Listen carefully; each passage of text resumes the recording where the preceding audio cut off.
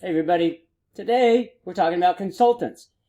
This is an interesting subject. It's an interesting subject because so many of us are becoming consultants today. What is a consultant? What do they do? Are they important? Is that the future? Many of those answers are yes, except for the definition, which we'll get to in a bit.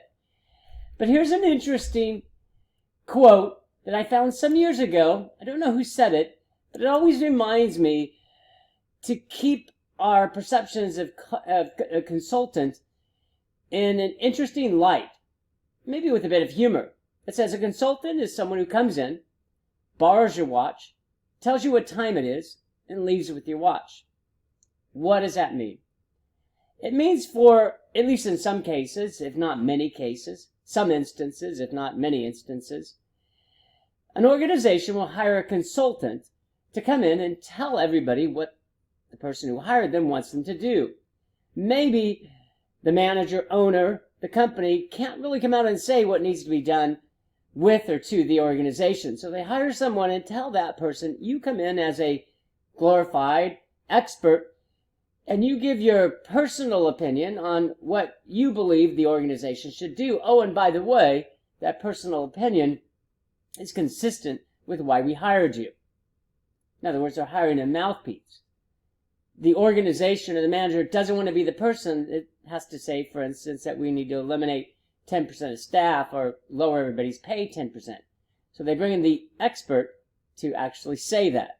It gives them some cover for what the organization truly wants to do. Does that happen? Sure it does. Should it happen? Never. Never for a consultant. If a consultant does that, they betray their reputation. They compromise their future. They may be seen in a very short period of time as somebody who will say and do anything in order to get a contract. That's where this point of comes in, borrows your watch, tells you what time it is, and leaves with your watch. Everybody knows what needs to be done, but they don't want to say what needs to be done because it may be controversial, may cause dissension. Organizations and consultants should never use instances like that in order to say something that should be said. Organizations and their managers should come out and say what needs to be done without relying upon a consultant. But consultants do, contrary to that statement, have great value within an organization. As we'll see, many of us are moving towards becoming consultants or contractors more rapidly than it maybe any time in history. That has to do with global competition and technology and the changing nature of full-time employment, all of which we'll get into in the coming minutes. So what will we talk about? We have a number of slides. We have a number of discussion topics that are pertinent to our understanding of a consultant. We're going to talk about what a consultant is and do we need consultants, why we hire consultants, and challenges associated with consultants. We'll continue that by talking about effective consultants, what you need to do, what are the 6 aspects you need to concentrate on to be good at what we call a consultant today. We'll start with what a consultant is. It's a Latin word to deliberate. Now you can see why many of us are going to be consultants. In fact, many of us who have a full-time job are also known as consultants because we deliberate. They provide timely, relevant, and quote-unquote expert advice on a given problem, event, or situation. The key we want to come back to over and over again is this aspect of expert. We'll talk more about that. But an expert is somebody who has, in some ways, 3 aspects that others don't. They're knowledgeable. They possess detailed, intricate, exact, and comprehensive knowledge on a given subject. The word given is important. Given because an expert does not have solid knowledge on a wide range of subjects. We call that person a Renaissance person, where they can actively engage in a whole host of subjects. A consultant, though, is somebody who's an expert in one area, strategic planning or human resources. Even human resources, maybe recruitment, maybe compensation. Do they know all facets of HR? No. Operations management. That's a wide gamut of discussions. It may be the production of not just goods, but a production of a specific type of goods, like Coca-Cola. A consultant is also unbiased. They have no allegiance or bias to or for those involved. They're solely concerned with simply the facts and knowledges and where those facts and knowledges will lead them to that conclusion. Being unbiased is key to the longevity of a consultant. It does not mean that a consultant cannot be successful if they have a certain point of view, or if they're going to conclude, typically have a history of concluding, for a certain client, whoever that client may be, hires them. But that consultant will lose their influence in a host of circumstances if they're seen over the long term as being biased towards one side or the other. As an example, in human resources, a consultant hired by a union versus a consultant hired by management may not have the influence unless they have been seen as being hired by both sides over a period of time. That's really what we want to have, a reputation that purports to those that hire us, is that it doesn't matter who hires me, we're going to make sure that we make the best decision, the unbiased decision. And last is collegial. We'll see this in our last slides as well. A consultant, the ability to deliberate, has to be somebody who has a personality to interact throughout the organization to obtain more relevant and honest information. They have to be able to interact throughout the organization, no matter their level, no matter their experience, no matter their educations, no matter their positions within that organization. If they don't, they won't be able to obtain the information necessary to make those kinds of knowledgeable decisions. So a consultant has that level of knowledge, that level of unbiasedness, and that collegiality that makes them a valuable person within that organization. We'll look at two other areas of a consultant to get a well-rounded understanding of what a consultant is. Then we'll move into some of the aspects that a consultant is responsible for in an organization. We're going to look at the roles of a consultant and the categories of a consultant. Hopefully what we're going to see here is that a consultant is becoming pervasive throughout the organization. And it doesn't matter in some ways the task. What matters is what's the problem vexing an organization and who best is able to solve it. In fact, when we look at the types of problems, we look at a technical specialist, a fact finder, advocate, an educator, collaborator. These are the roles that a consultant would perform within the organization. A technical specialist is someone that many are most familiar with in relation to a consultant. The organization knows the problem but doesn't know how to fix it. Our sales are going down. We're losing customers. We can't hire employees.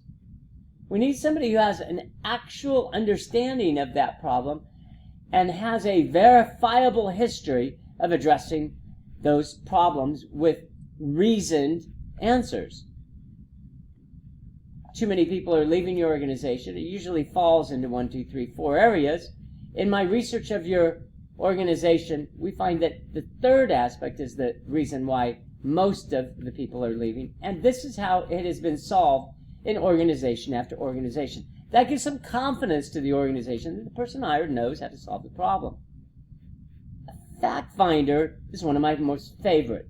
I enjoy being a fact finder in an organization because you're really an investigator and researcher. You're trying to find out what is causing the problem. This has what we call landmines, because the problem may be the person that hired you. Maybe the executive officers that have said, we don't know what the problem is, we need somebody to tell us what it is. Often, when you don't know what the problem is closer to you than you think. It's apparent to others, but may not be apparent to you. This is where the dangers of being a consultant come in. You may have to turn, as they say, on the person who hired you. But if you do not, you lose your credibility in the future. Certainly within the organization, maybe not with those that hire you, but certainly with those in an organization. An advocate is to support or reinforce a point of view. We know we need to go in this direction. We can't be seen as advocating to go into that direction. So we're going to hire a consultant to come in to reinforce our belief that the organization needs to go in this area.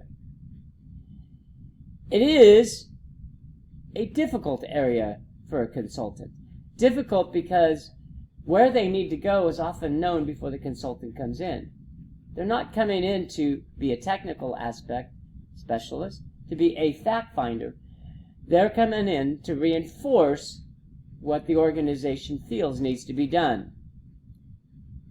Consultants need to be quite careful in these areas, just like as a fact finder. If you're seen as an advocate, you lose your credibility, especially if you don't necessarily believe where the organization needs to go. An educator is an easier type of consultant. This is a person who comes into an organization with a wealth of experience in education, and their job is to educate the populace, in this case usually the employees, on why a specific course of action is good, not just for the organization, but for the employee as well. It is less of a controversial role for a consultant. You're coming in and explaining, maybe even retraining, the organization on why the pursued course of action is good for them. This is often what change agents do. They provide expertise on a subject and then train the employees on that subject. And that's followed with a collaborator. Here we're brought in after, in some ways, seminal or controversial events have occurred, and we build and create teams and our relationships within an organization. We know we went through a traumatic event. Now we need to rebuild. We need to refocus our efforts to ensuring that area that we've decided we need to go in is really the right area to go. Of these 5 roles, what are the most difficult? The most fun is the fact finder. If you like to investigate, if you like to find out what problems are, and maybe not even solve them, fact finder's the way to go. If you're worried about being seen as a difficult person, then you probably want to be a technical specialist. The problem has already been determined. You're not responsible for the problem. You're responsible for a series of solutions. Tend to be less controversial than what the problem is. For instance, the problem is this level of management, are these employees. If that's been identified by somebody else, being the technical specialist isn't as difficult. Advocate's pretty easy, but you can betray your profession if you advocate for something you truly don't believe. Educator's pretty easy as well. The problem has been identified. You're educating them on why it's a problem and how to resolve it. Collaborator as well is much more of an easier type of role. And as we talk about the categories of consultants, of those roles we play, we typically play those roles in one of 5 areas. So we know the role. Now, what area are we playing it in? Strategy, operations, management, finance, and human resources. Strategy is with organizational planning and corporate policy. This is a high-level consultant, a person who gets paid quite significantly based on their ideas or their implementations. Operations typically falls within operations management. Something is not working in the organization. The flow of information, the flow of goods, the flow of services, the information that is needed throughout the organization is not being utilized effectively because we often use the term bottlenecks. There's some stoppage within the organization that's preventing the free flow of information. We typically see that in marketing, sales, IT, information technology. And so we have an operations consultant come in and to look at where in the organization are processes, systems, not working as efficiently, in many cases, as possible. Management consultants is a type of consultant that's losing, in some ways, their cachet. We look at strategic planning. Strategic planning is where the organization is, where they need to be, and in the middle is how you're going to get there. Strategic planning is most concerned with identifying where you are, where you need to go, and then how to get there. Management should do that. They don't have the technical expertise to do that. They hire a consultant. But management consultants, which is a very general term, are losing more of their cachet, more of their value, their relevance, than, for instance, 10 years ago. management should be the people doing those types of jobs. Finance is typically more of a short-term variation in terms of consultants. We're looking at mergers, acquisitions, taxes, real estate deals. It is in some ways the truest form of consultants. They're brought in for a specific purpose, for a specific problem, most likely for a specific time frame. Once the merger is completed, the acquisition is complete, that acquisition is done, then we don't use those consultants anymore. Human resources is using an increasingly amount of consultants, mainly because we're hiring fewer people in human resource. We're looking at change management, evaluations, motivations, recruitments. We need to recruit. For instance, a high-level person will have what's called a headhunter come in and do one recruitment for one position. Hopefully, they're experts on that level of position, for instance, a CEO. If there's issues with motivations, we're not going to rely on the human resource professionals within the organization. We're going to hire a motivational expert to come in. Evaluations as well. Fewer human resource professionals can really design an evaluation, and instead they go to the experts. That precludes human resources from expanding the number of people who work in the field. And instead they rely on experts. Benefits, for example.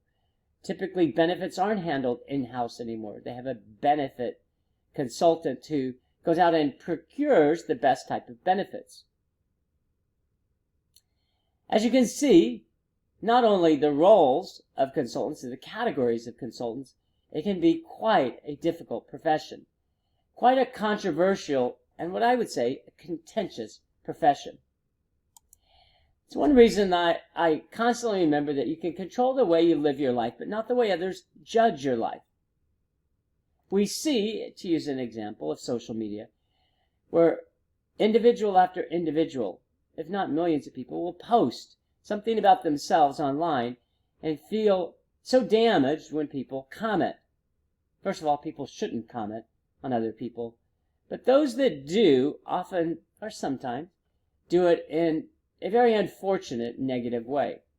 But we shouldn't let others control the way in which we deem our life to be happy, productive. We need to spend less time giving credit and credence to people who make comments about ourselves, and instead devote more effort to what we think of ourselves and the way we judge ourselves. Because as the saying goes, you really can control the way you live your life. You just can't control the way others judge your life. And if you can't control the way others judge your life, we should give less relevance to those who do. Consultants need to keep this in mind. They're often brought in on controversial areas or issues. And if they can't have a degree of confidence in themselves and the actions they take, the life of being a consultant would certainly not be one that they should pursue. Once we identify a consultant, we enter into a contract. Those contracts have three particular parties, or aspects.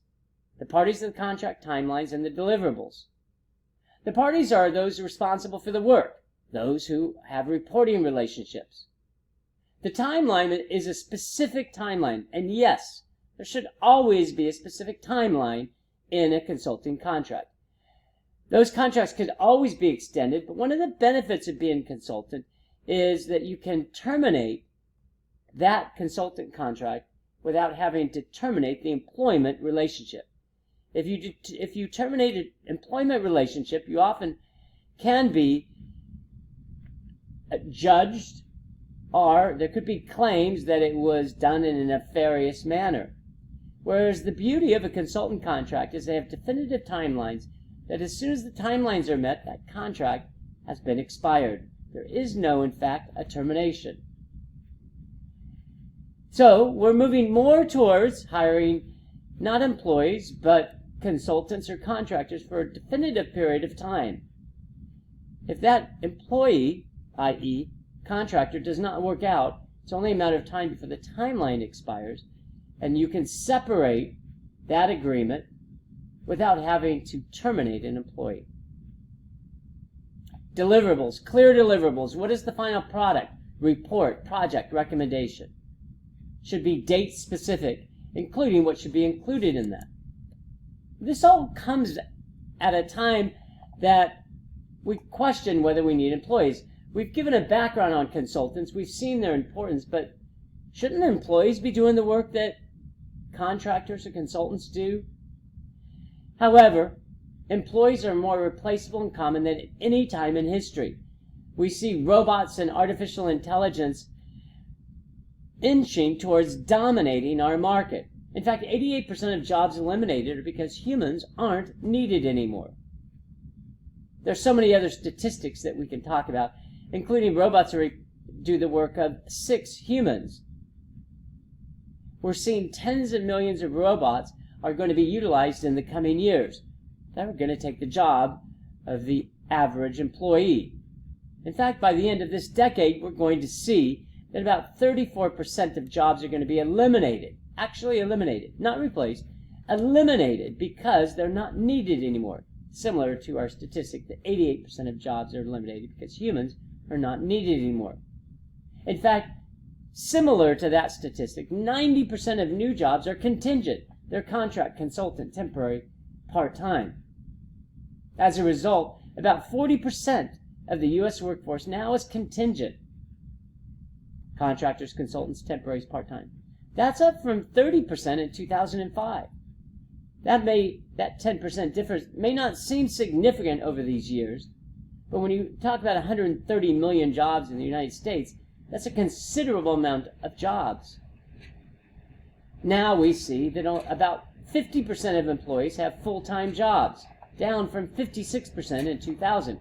Again, it may not seem like a significant amount of jobs, but when you think about the truly millions of jobs, that's a significant amount.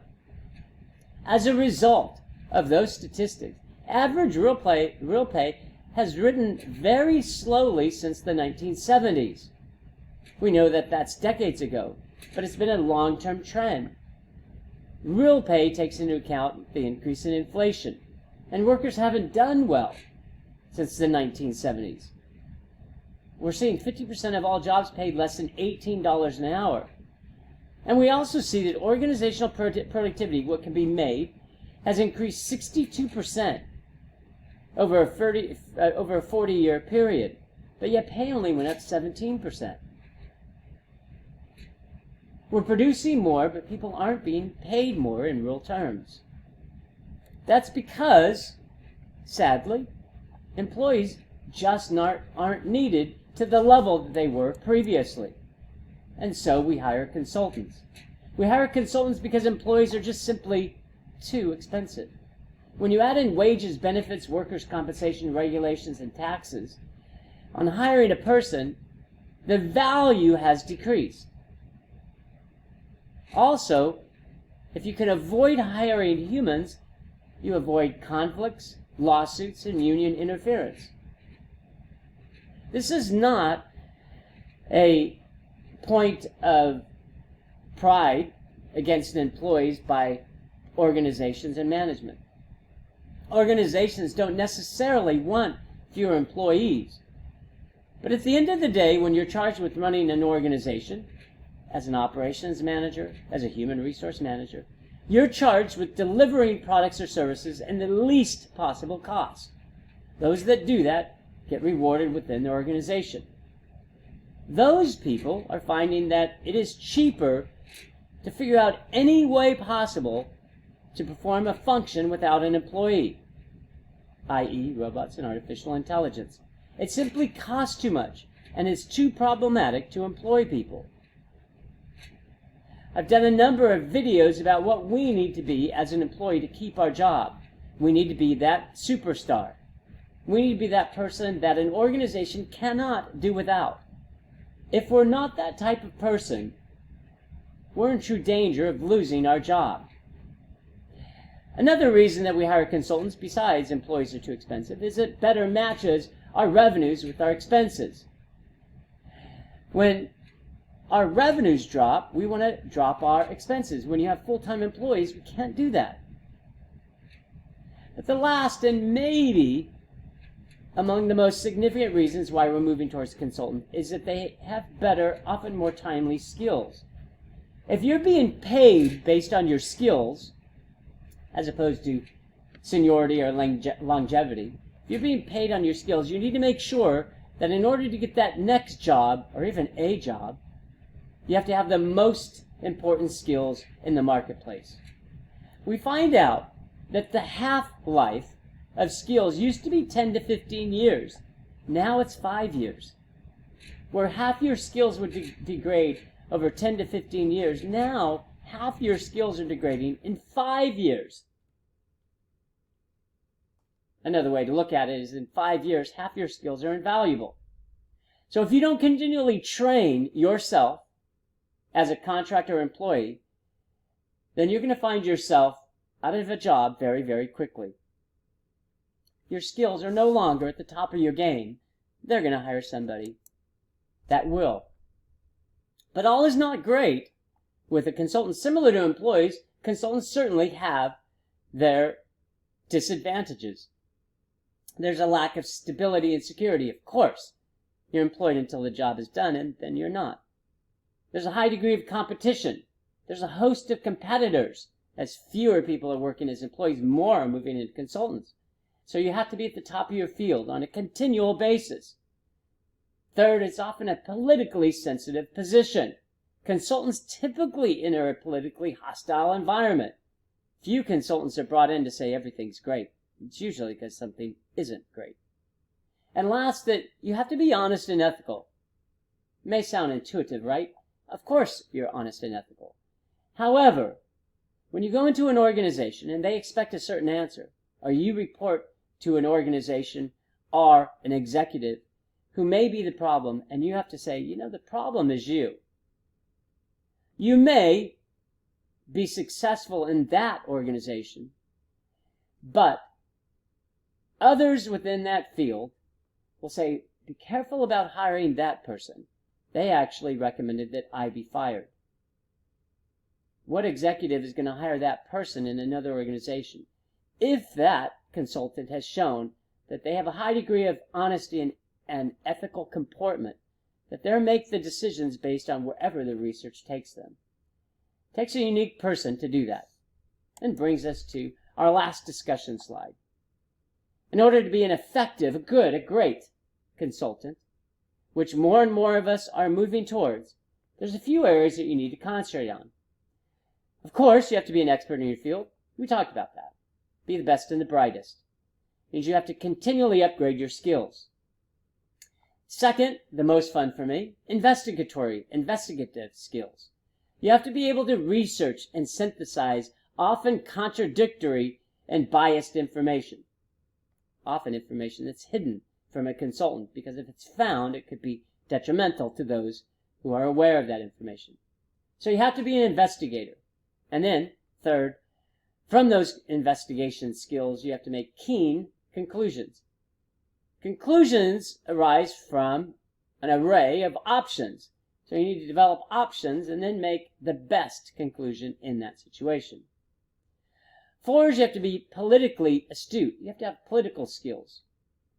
Politics comes from the word poly, which is me and many, and ticks, which means blood-sucking bugs. Politics is full of that. Doesn't mean it's a bad profession, but we have to be aware. Politics is dealing with resources, and organizations deal with resources as well.